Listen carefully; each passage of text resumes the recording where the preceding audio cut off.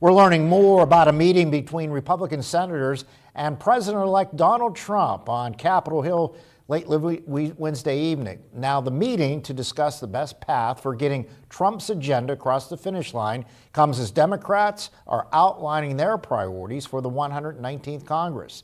Erie News Now Washington, D.C. correspondent Brendan Scanlon live on the Hill tonight with more details on the meeting and whether any progress was made. Good evening, Brendan.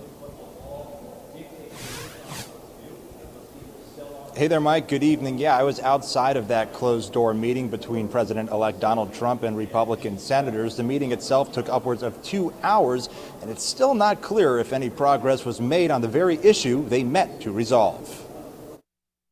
How does it feel to be back in the U.S. Capitol, Mr. President? It feels great. Wednesday evening, President-elect Donald Trump on Capitol Hill for his first in-person meeting with lawmakers since the 119th Congress began last week. We had a great meeting. There's great unity. Atop the agenda of the closed-door meeting was whether to combine key priorities for the president-elect into one big bill, which is the preferred route for Trump, or separating into two bills, the route favored by several Republican senators given their narrow majorities in Congress. Whether it's one bill or two bill, it's going to get done one way or the other. I think there's a lot of talk about two, and there's a lot of talk about one, but it doesn't matter. The end result is the same.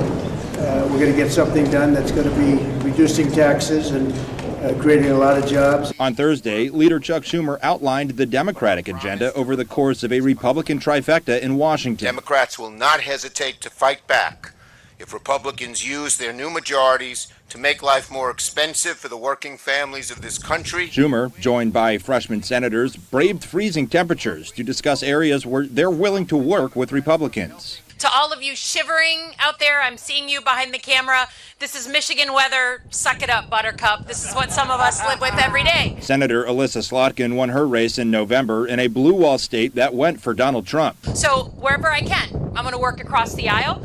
But when it comes to our democracy, our rights, our values, I am going to stand up and stand in the breach.